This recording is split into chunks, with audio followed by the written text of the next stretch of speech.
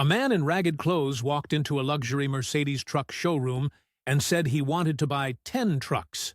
The saleswomen burst into mocking laughter, calling security to remove the homeless man. What happened next shocked everyone and taught them the most expensive lesson of their careers. The afternoon sun reflected off the polished marble floors of premier Mercedes dealership, the city's most exclusive truck showroom where vehicles started at $200,000 and salespeople earned commissions that exceeded most people's annual salaries.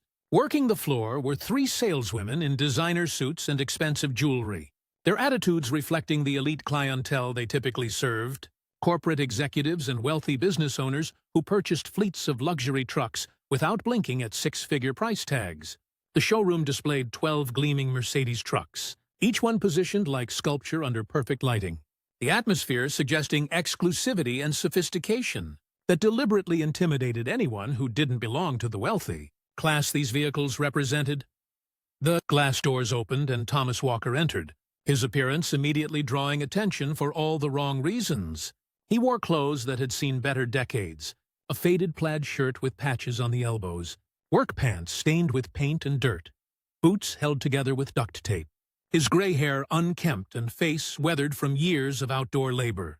Thomas was 62 years old, a construction worker who'd spent 40 years building the city's infrastructure, his calloused hands and bent-back testament to decades of honest physical labor. He'd come directly from a job site without stopping to change, his appearance screaming poverty to anyone making superficial judgments about what wealth looked like. The saleswomen noticed Thomas immediately, exchanging glances that communicated shared contempt for this obvious intruder into their luxury space. The lead saleswoman, Jessica Monroe, 35 years old with perfectly styled blonde hair and a condescending smile, approached Thomas with barely concealed disgust. "Sir, I think you're lost. This is a Mercedes dealership. Our trucks start at $200,000. Perhaps you're looking for a used car lot?" Her tone dripped with mockery, her colleagues giggling behind perfectly manicured hands. Thomas remained calm despite the disrespect, his voice quiet but clear. "I'm not lost. I'm here to purchase trucks. I'd like to buy 10 of your Mercedes fleet trucks for my company." The showroom erupted in laughter from all 3 saleswomen, Jessica's voice rising above the rest. "10 trucks? Sir, that's $2 million minimum. You can barely afford those boots you're wearing. This isn't a charity or a place for jokes. Security!" Her colleague Amanda, equally dismissive, pulled out her phone to record what she clearly considered entertainment. "This is hilarious. A homeless man trying to buy Mercedes trucks. Wait until I post this online." The 3rd saleswoman, Rachel, joined the mockery. "Maybe he thinks we accept food stamps. Or did he find a lottery ticket in the trash?" Thomas stood quietly through their ridicule, his dignity intact despite treatment designed to humiliate. When security arrived, he calmly pulled a business card from his worn wallet and handed it to the guard. "Please call this number. Ask for Margaret Sullivan, my business attorney. She'll verify my identity and authorization to make this purchase." The guard, uncomfortable with the situation's dynamics, made the call while the saleswomen continued their mockery, absolutely convinced this ragged man was delusional or attempting some elaborate scam that would ultimately prove their superiority and justify their cruelty. The security guard's expression changed dramatically during his phone conversation, his body language shifting from dismissive to respectful as he listened to whoever was speaking on the other end. When he disconnected, he looked at Thomas with newfound deference before turning to Jessica with barely concealed anger. "Ma'am, that was Margaret Sullivan, senior partner at Sullivan & Associates, one of the city's top law firms. This is Thomas Walker, founder and CEO of Walker Construction Company, the firm that built half the skyscrapers in this city, including the building that houses this dealership. His company is worth over $500 million. He's requesting to speak with your general manager immediately."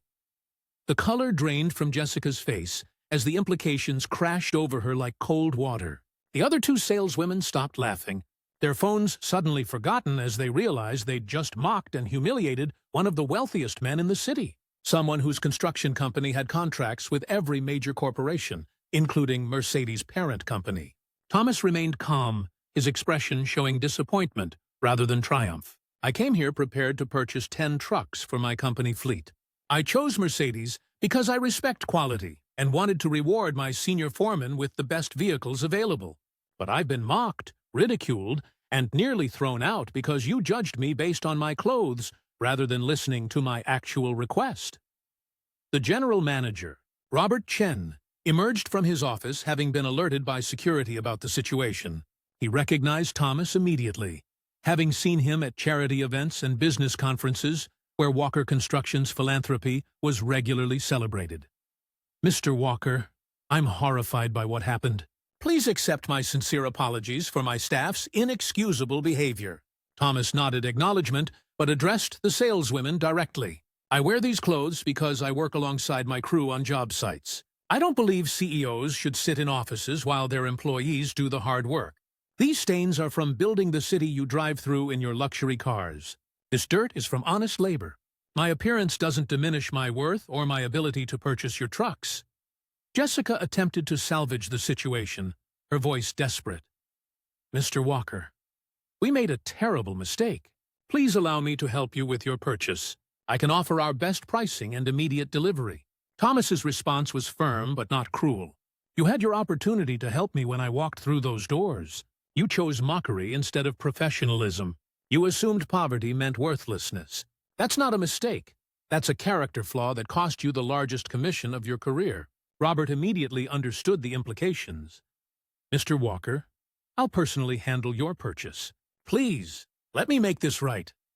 Thomas agreed to proceed with his purchase, but insisted on one condition that would serve as learning moment for everyone present. "I'll buy the 10 trucks, but I want your entire sales staff present during the transaction. They need to witness what their judgment costs them and understand that wealth doesn't always wear expensive suits."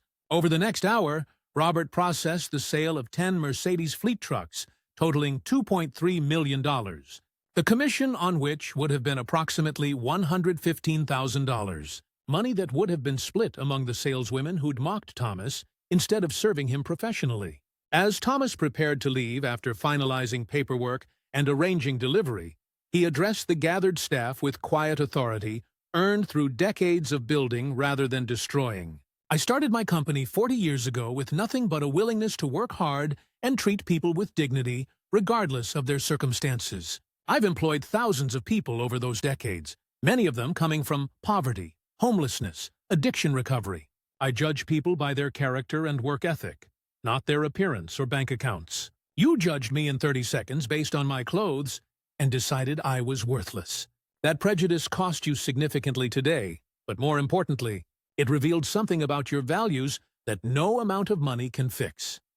Thomas left the showroom in his old pickup truck, his ragged clothes unchanged but his dignity absolutely intact, driving away from salespeople who'd learned an expensive lesson about the cost of superficial judgment. Jessica, Amanda, and Rachel faced immediate consequences, Robert placing them on probation with mandatory customer service retraining, their actions having been witnessed by other customers who'd watched the entire interaction with increasing discomfort.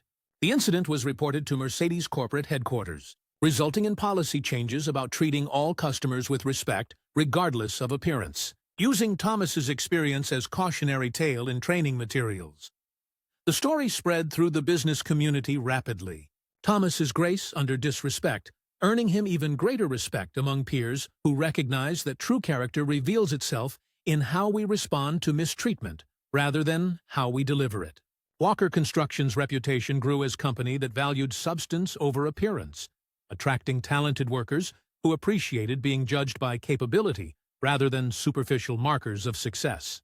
The 10 Mercedes trucks were delivered the following week to Thomas's senior foreman, each vehicle representing reward for years of loyal service and embodying Thomas's belief that good work deserves recognition, regardless of whether it's performed in boardrooms or on construction sites. Years later, Thomas used the incident when speaking at business schools, emphasizing that respect costs nothing but its absence can cost everything, that assumptions based on appearance reveal more about the person making them than the person being judged, and that true wealth isn't measured by clothes or cars, but by character, integrity, and the willingness to treat every human being with dignity. He never returned to Premier Mercedes dealership, taking his considerable business to competitors who understood that customers come in all appearances and that professionalism means serving people rather than judging them, that the ragged man in work clothes might be the CEO who built your building, and that laughter at someone's expense often becomes the most expensive mistake you'll ever make.